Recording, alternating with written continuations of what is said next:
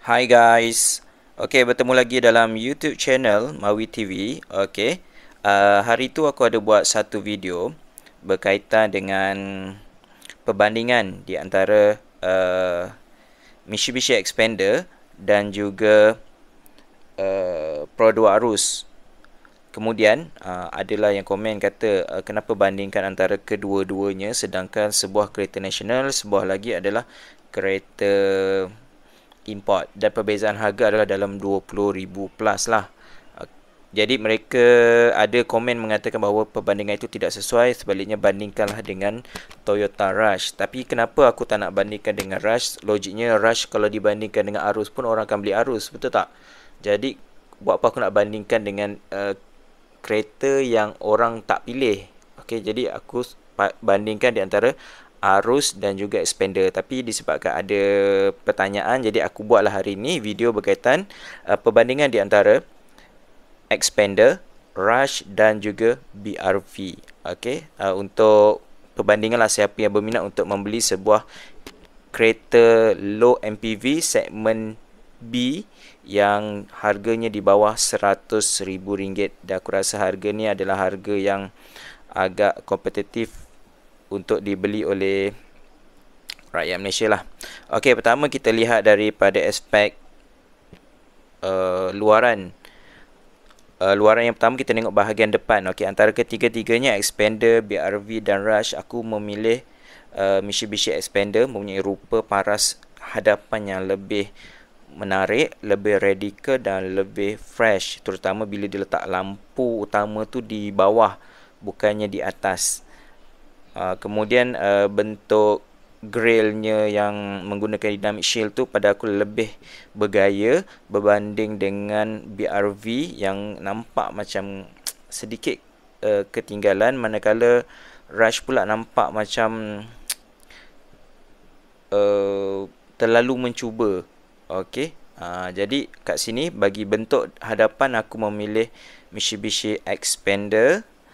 Manakala untuk bahagian belakang, okey, bahagian belakang pula aku memilih juga Mitsubishi Xpander kerana rupanya yang terutamanya bahagian lampu lah, lampu LED yang berbentuk L tu pada aku sangat menarik dan sangat menonjol. Manakala untuk Rush pun masih lagi sebuah kereta yang agak cantik di bahagian belakang, walaupun di bawah tu, bahagian bawah, bumper bawah tu sedikit keterlaluan, tapi pada aku masih lagi okey. Dan bentuk belakang BRV adalah bentuk belakang yang paling tak cantik pada aku kerana nombor plate tu dia letak di bawah. Okey, kemudian dia akan nampak macam berat punggung yang besar macam tu. Okey, jadi untuk bahagian belakang aku memilih Mitsubishi Xpander lebih baik daripada dua jenama lain. Okey, bahagian dashboard. Okey, dashboard ni antara bahagian yang aku mengalami dilema lah untuk memilih mana satu yang cantik. Sebab dari segi kekemasan, aku rasa Toyota Rush lebih kemas pembuatannya, tapi dia sedikit nampak macam kereta zaman 2000. Okey, bukan zaman 2020. Manakala BRV pula bentuk dashboardnya agak simple dan lebih kurang saja dengan Honda City, Honda Jazz. Kemudian yang mungkin agak baik aku rasa adalah Mitsubishi Xpander. Walaupun nampak seakan-akan dashboardnya tu seakan-akan macam sebuah pickup lah, senang cakap. Okey, tapi disebabkan dia ada floating screen tu menyebabkan dia nampak lebih ke depan lah dari segi gaya. Walaupun sebenarnya ketiga-tiganya aku hampir-hampir tak suka. Okey, gaya ketiga-tiga dashboard ni, tapi aku memilih untuk letakkan Xpander adalah gaya dashboard yang lebih baik berbanding yang lain. Okey, manakala penggunaan steering, aku lihat sebenarnya steering yang paling kemas mungkin adalah Toyota Rush, manakala BRV ni yang paling hodoh sekali sebab ia adalah steering yang digunakan untuk Civic FD tak silap aku. Jadi masih lagi digunakan untuk kereta tahun 2020 dan itu sangat menyedihkan lah. Okay, steering lama yang digunakan semula pada aku macam tak masuk akal. Manakala untuk Xpander nampak cantik, nampak kemas dan shape dekat tengah-tengah tu menyebabkan dia nampak berbeza daripada kedua-dua pesaingnya. Okey, pada aku yang kemas adalah Arash, tapi yang betul-betul cantik adalah Mitsubishi Xpander. Tambahan pula dia ada auto, dia ada ni button cruise tu kan. Okey, jadi itu menyebabkan dia lebih baik daripada yang lain. Okey, seterusnya kita tengok cluster meter. Okey, cluster meter kita lihat kat sini hampir sama saja. Okey, cuma kalau kau tengok Rush, dia nampak terlalu tua, nampak style lama. Kemudian untuk BRV ni sama dengan City dan sama dengan Jazz, dia ada 3 bulatan. Manakala satu bulatan yang kecil tu panel digital lah. Manakala kalau kau tengok betul-betul dekat Xpander tu ada 2 bulatan, ada screen dekat tengah tu yang agak besar. Kemudian sebenarnya yang menyebabkan dia cantik tu adalah dia punya bingkai tu yang ada silver tu. Jadi pemandangannya lebih menyenangkan dan lebih cantik. Jadi kat sini aku memilih Xpander sebagai pemilik cluster meter yang paling cantik lah. Okey, bahagian kerusi dekat sini aku lihat ramai orang mengecam kerusi yang digunakan oleh Xpander. Bentuk diamond tu ramai yang kata nampak murah, mungkin nampak macam aftermarket punya leather manakala Rush pula memang nampak sangat-sangat old school lah dia punya leather tu. Manakala yang agak menarik sebenarnya adalah BRV sebab dia ada calitan merah tu yang tak keterlaluan tapi nampak menonjol. Jadi kat sini aku pilih BRV punya kerusi kulit lebih baik. Okey, manakala untuk head unit, okey, head unit kalau kita tengok untuk segmen ni taklah begitu canggih. Okey, semuanya hampir sama je, tapi mungkin yang menonjolnya adalah Xpander kerana dia floating lah. Yang lain tu adalah binaan built-in dalam kan. Okey, jadi nampak Xpander lebih baik kerana tak silap aku dia ada Apple CarPlay dan juga Android Auto. Kemudian dia punya saiz 9 inci. Jadi kat sini Xpander mempunyai kelebihan. Okey, manakala untuk kerusi baris kedua aku dapati semuanya hampir sama, kebanyakannya selesa. Jadi tiada mana-mana kereta yang aku pilih sebagai yang terbaik lah. Dari segi baris kedua aku rasa kesemuanya ada kelebihan masing-masing dan pada aku selesa untuk duduk lah. Seterusnya untuk baris ketiga. Okey, baris ketiga ni aku dah pernah duduk ketiga-tiga baris. Jadi ruangan yang paling selesa untuk ketiga-tiga kereta ni untuk baris ketiga adalah Mitsubishi Xpander sebab dia pertama dia adalah monocoque lah. Walaupun BRV pun monocoque juga, tapi keluasan ruang tu adalah lebih luas pada Xpander berbanding dengan BRV. Sedangkan Rush adalah sebuah leather frame, jadi bahagian belakang tu sebenarnya tak adalah teruk sangat. Sebab bila dia leather frame, kedudukan yang baris ketiga tu tinggi. Jadi bila dia tinggi, kaki kita ni boleh jejak ke peha kita ni ditampung oleh kerusi. Okey, berbanding dengan BRV, bila dia rendah, kesannya adalah kaki tu sedikit tergantung, peha tu sedikit tergantung. Jadi kat sini aku memilih Mitsubishi Xpander. Okey, manakala ruangan boot, okey, ruangan bonet belakang. Okey, Toyota Rush punya keluasan bonet adalah 217 liter, manakala VRV 223 liter. Manakala untuk Xpander aku tak dapat maklumat. Aku dah cari Google tadi, kebanyakan hanya cerita bila dijatuhkan kerusi baris ketiga dibaringkan barulah dia dapat 500 lebih liter. Jadi aku jangka kat sini sebenarnya lebih kurang saja dalam 200 plus, tapi menariknya Mitsubishi Xpander ni dia ada ruangan simpanan tersembunyi di bawah lantai tu.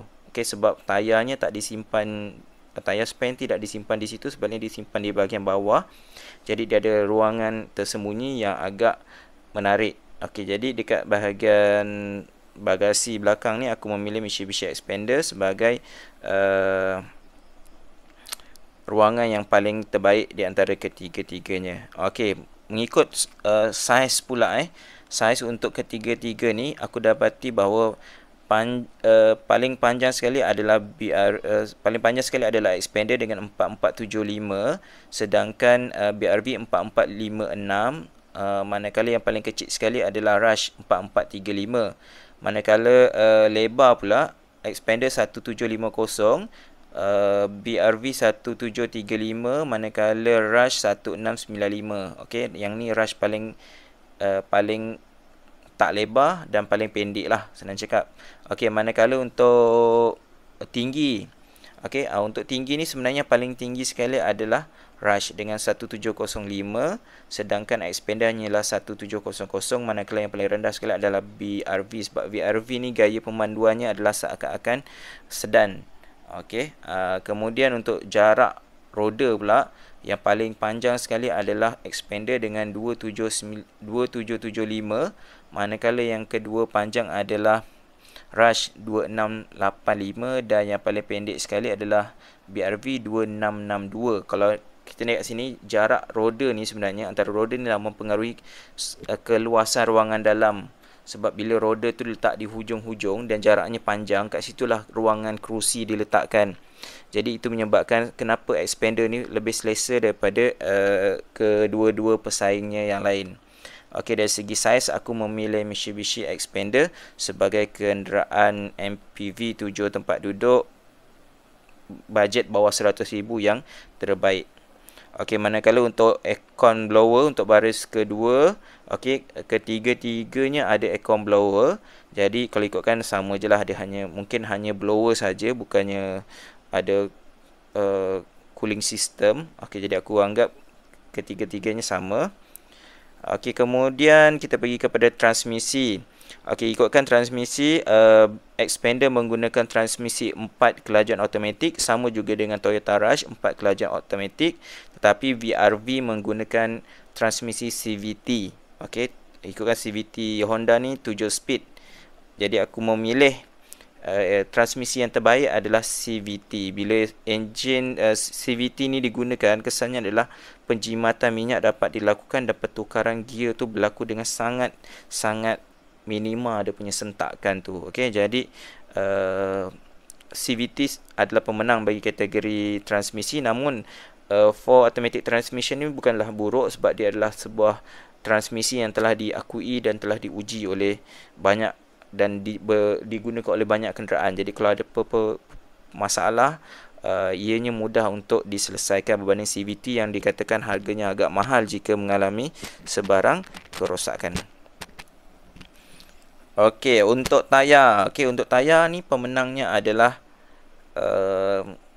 Toyota Rush. Sebab apa? Toyota Rush menggunakan rim 17 inci. Tayarnya 215/60 17R17. Okey, rim dia 17, jadi paling besar berbanding dengan expander menggunakan tayar 205/55 rim 16, manakala BRV 195/60 rim juga 16. Jadi kalau kau tengok dalam bentuk design pun, aku rasa Toyota Rush punya design rim lebih cantik. Yang paling tak cantik pada aku adalah expander punya rim. Dia nampak tak cukup maskulin lah pada aku. Okey, itu untuk rim dan tayar. Okey, bagi faktor keselamatan, Toyota Rush adalah yang terbaik kerana dia mendapat 5 star NCAP, manakala yang lain expander dan juga expander dan juga BRV mendapat 4 star saja dalam NCAP. Ini kerana expander dan juga BRV hanya mengandungi 2 saja airbag. Okey, jadi itu salah satu faktor lah sebenarnya. Tapi sebenarnya kalau kau tengok dekat Rush ni, terlalu banyak aspek keselamatan yang dimasukkan seperti ABS, EBD, HAS, BSW, PCS, RCTA, dan dia ada kamera 360. Itu menyebabkan dia mendapat 5 star NCAP punya rating. Tapi kena ingat expander juga ada 360 kamera.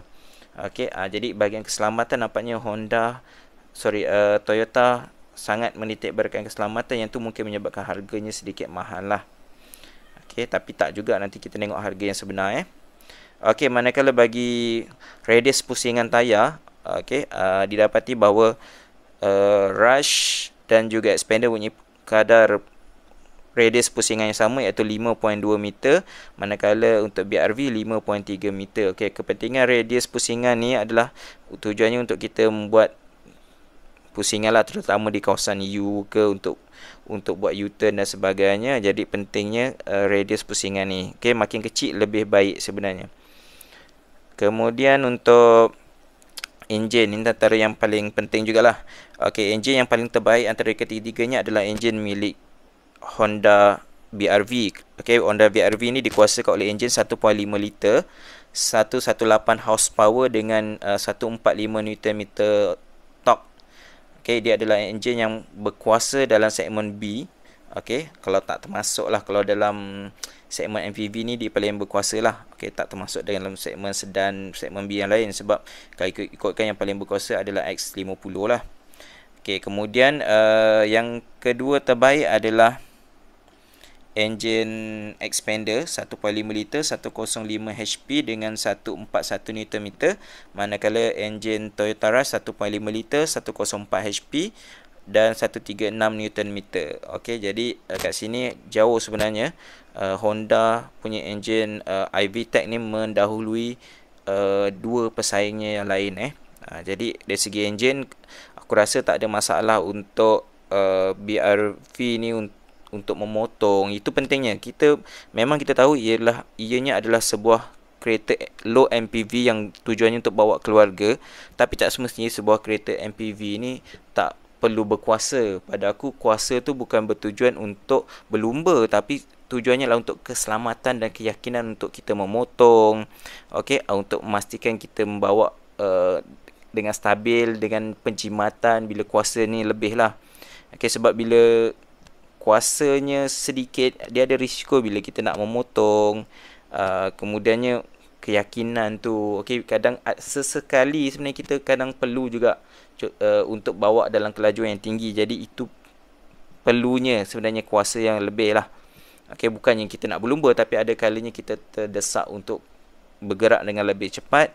Jadi enjin yang berkuasa adalah lebih baik. Okey. Kemudian dari segi penjimatan minyak, didapati bahawa expander declare lebih jimat minyak dengan 16.3 km per liter. Itu menurut, tak silap aku, itu menurut ujian yang dibuat di Indonesia. Manakala untuk Rush 13.3 km per liter, ini yang paling rendah sekali. Manakala untuk BRV 14.1 km per liter. Okey, itu mungkin disebabkan oleh faktor BRV ni menggunakan CVT, iaitu mungkin dia jadi lebih baik daripada Rush. Tapi enjin Mitsubishi, okey, walaupun dengan 4 automatic transmission, masih lagi boleh mendapat 16.3 km per liter. Itu adalah pencapaian yang sangat baik sebenarnya. Okey, manakala dari sudut kelegaan tanah, kelegaan tanah ni diukur daripada tanah ke body lah. Okey, yang paling baik sekali adalah Toyota Rush, di mana ia mempunyai kelegaan tanah 220 mm, yang paling tinggi sekali. Manakala yang kedua terbaik adalah Expander 205 mm, dan yang ketiga adalah BRV 201 mm. Okey, ketinggian kelegaan tanah ni penting untuk kita meredah kawasan-kawasan yang mungkin tidak rata dan sesuai dengan statusnya sebagai low MPV yang berbentuk SUV. Jadi ia perlu tinggi lah. Sebab tu kenapa kalau orang kata Rush dan juga Arus ni macam sampan, dia kata, kerana dia memang tinggi. 220 tu agak tinggi untuk sebuah kenderaan, dan fungsinya lah untuk meredah kawasan-kawasan yang tidak rata, kawasan-kawasan yang ni lah, luar bandar. Okey, kemudian jadi kalau ikut kat sini, yang terbaik sekali adalah Toyota Rush. Seterusnya dari segi body, kalau ikutkan body, Rush menggunakan body berbentuk leather frame, iaitu bertangga di bahagian belakang tu, manakala Expander dan juga BRV menggunakan body berbentuk monocoque, iaitu monocoque ni lebih baik kerana lebih landai, rata, dan ianya lebih sesuai sebagai kenderaan keluarga kerana ianya mempunyai ruang yang lebih luas lah berbanding dengan leather frame yang lebih tinggi. Jadi kat sini yang lebih baik untuk sebuah low MPV adalah monocoque ataupun unibody lah. Tapi dari segi ruang dalam keseluruhannya, yang paling luas sekali adalah Mitsubishi Xpander. Seterusnya dari segi berat, okey, dari segi berat yang paling berat sekali adalah Toyota Rush 1305 kg, manakala Xpander dan juga BRV punya berat yang sama, iaitu 1240 kg. Okey, bila berat maksudnya minyak yang digunakan tu lebih banyak, tapi sebenarnya perbezaannya taklah begitu ketara. Dia hanya macam seolah-olah dalam kereta tu kalau kita bawa seorang, bermaksud ada lagi orang kedua dalam kereta tu. Okey, maksudnya membawa 2 orang lah dalam satu kereta. Okey, itu je perbezaan, sebab rasanya 65 kg tu bersama berat dengan seorang individu je kan. Okey, jadi yang paling ringan adalah yang paling ringan adalah Xpander dan juga BRV. Okey, kemudian yang kita pergi kepada bahagian terakhir, iaitu harga. Okey, harga yang paling murah sekali adalah Xpander dengan 91,300 plus harganya, dan ini adalah harga selepas ditolak cukai lah, tax holiday. Manakala yang kedua murah adalah Rush dengan 93,800 plus, manakala yang paling mahal adalah BRV dengan 93,700 plus. Okey, ini semua harga selepas dah tolak cukai dan harga di atas jalan tanpa insurans. Jadi kalau ikutkan kesimpulannya kat sini, yang terbaik untuk dipilih adalah Mitsubishi Xpander. Pertama sebab dia baru, teknologinya canggih, teknologinya juga baru, kemudian bentuknya radikal, dan dia adalah jenama ataupun low MPV yang agak terkenal di Indonesia, yang menyaingi Avanza yang dikatakan kenderaan sejuta umat di sana tu. Okey, jadi aku rasa di Malaysia ni pun Xpander akan menakluk kita punya pasaran MPV bawah 100,000. Okey, itu saja yang aku nak bincang hari ini. Kita jumpa lagi dalam video seterusnya. Jangan lupa subscribe, dan Assalamualaikum.